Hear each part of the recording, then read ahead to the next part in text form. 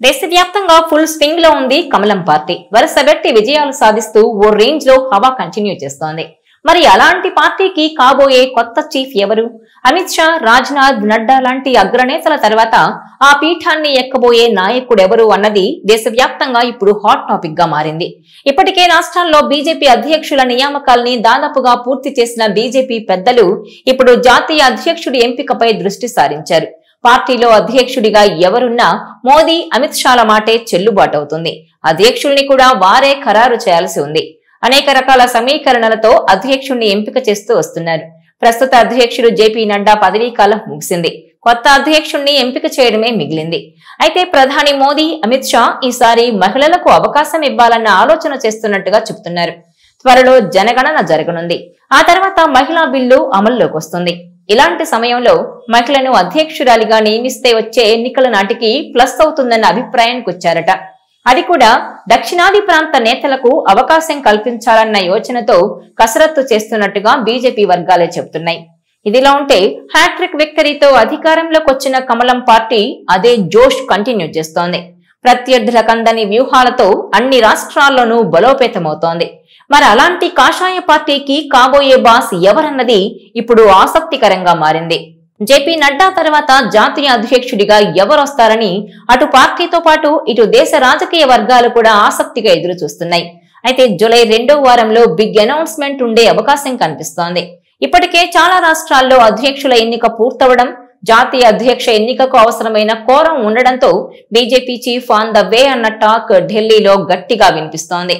BJP రాజ్యాంగం ప్రకారం జాతీయ అధ్యక్షుణ్ణి ఎన్నుకునే ప్రక్రియకు ముందు కనీసం 19 రాష్ట్రాల్లో పార్టీ అధ్యక్షుల ఎన్నిక తప్పనిసరి. అయితే ఇప్పటి వరకు 28 రాష్ట్రాల్లో విజయవంతంగా అంతర్గత సంస్థాగత ఎన్నికలు పూర్తయ్యాయి.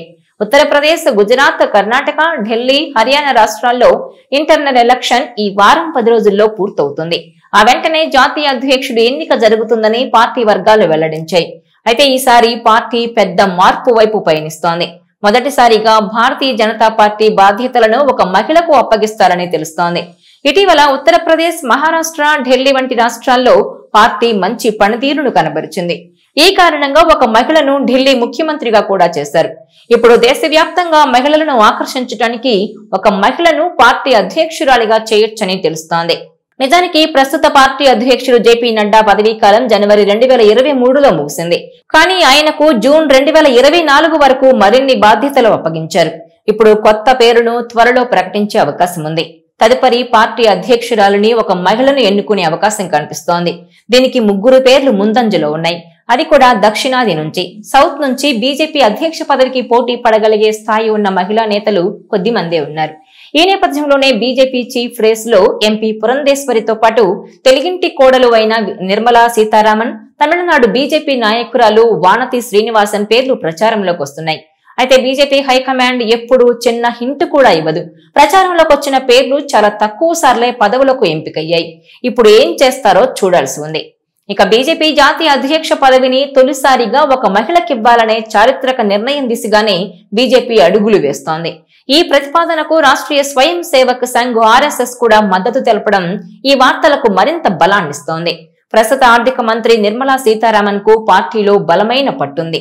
ఆమెకు కేంద్ర ప్రభుత్వంలో సుదీర్ఘ అనుభవం ఉంది. ఆమె ఇటీవల బీజేపీ ప్రధాన కార్యాలయంలో JP Nadda, general secretary BL సంతోష్లతో సమావేశమయ్యారు. ఆమె దక్షిణాది నుంచి రావడం, తెలుగింటి కోడలు కావడం బీజేపీ మరింత విస్తరణకు మార్గం సుగమం అవుతుందని భావిస్తున్నారు. ఇక వానతి తమిళనాడులోని కోయంబత్తూర్ సౌత్ నియోజకవర్గం నుంచి ఎమ్మెల్యేగా కొనసాగుతున్నారు. బీజేపీ మహిళా మోర్చా జాతీయ అధ్యక్షురాలిగా ఉన్నారు. ఆమె చాలా కాలంగా పార్టీ కోసం పనిచేస్తున్నారు. వానతి 1993 నుంచి బీజేపీలో ఉన్నారు. పార్టీలో అనేక ముఖ్యమైన పదవులను నిర్వహించారు. ఇప్పుడు బీజేపీ జాతీయ అధ్యక్షురాలి రేసులో నిలిచారామె. ఇక దగ్గుబాటి పురంధేశ్వరి మొన్నటి వరకు ఏపీ బీజేపీ అధ్యక్షురాలిగా పనిచేశారు.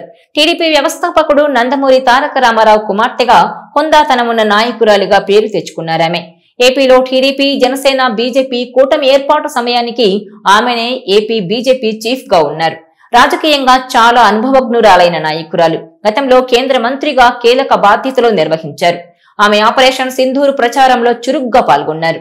పురంధేశ్వరిపై బీజేపీ పెద్దలకు చాలా నమ్మకం ఉంది. ఇక బహుభాషా కోవిదురాలైన పురంధేశ్వరి నియామకం ద్వారా దక్షిణాదిలో ముఖ్యంగా తెలుగు రాష్ట్రాల్లో పార్టీని బలోపేతం చేయొచ్చని అధిష్టానం భావిస్తున్నట్టు సమాచారం. అందుకే ఆమెకు బీజేపీ జాతీయ అధ్యక్ష బాధ్యతలు అప్పగించొచ్చని తెలుస్తోంది. కొత్త జాతీయ అధ్యక్షుడి ఎంపికలో సామాజిక సమీకరణలు, ప్రాంతీయ ప్రాతినిధ్యం, రాబోయే ఎన్నికలను పరిగణలోకి తీసుకోనున్నారు. పలువురు కేంద్ర మంత్రుల పేర్లు సైతం చర్చకు రావడంతో కేంద్ర కేబినెట్ లో మార్పులు, కొన్ని బీజేపీ పాలిత రాష్ట్రాల్లో మంత్రివర్గ విస్తరణలు జరిగే అవకాశాలు కూడా ఉన్నట్టు తెలుస్తోంది. జూలై 2వ వారంలో కొత్త జాతీయ అధ్యక్షుడిని ప్రకటించే అవకాశం ఉన్నట్టు పార్టీ వర్గాలు చెబుతున్నాయి. మరి ఎవరా లక్కీ లేడీ అన్నది తేలాలంటే ఈ వారం 10 రోజులు ఆగాల్సిందే. ఇక ఇటీవల ఎన్నికల్లో మహిళా ఓటర్లు బీజేపీ విజయాల్లో కీలక పాత్ర పోషిస్తుండడం, మహిళా రిజర్వేషన్ బిల్లుకు చట్టబద్ధత కల్పించడం వంటి పరిణామాల నేపథ్యంలో పార్టీ అత్యున్నత పదవిని మహిళకు ఇవ్వడం ద్వారా స్పష్టమైన సందేశం పంపాలని బీజేపీ వ్యూహాత్మకంగా యోచిస్తోంది. ఒకవేళ అదే జరిగితే బీజేపీ చరిత్రలో ఒక మహిళ జాతీయ అధ్యక్షురాలిగా బాధ్యతలు చేపట్టడం ఇదే తొలిసారి అవుతుంది. ఈ వీడియో మీకు నచ్చినట్లయితే please share, like and subscribe.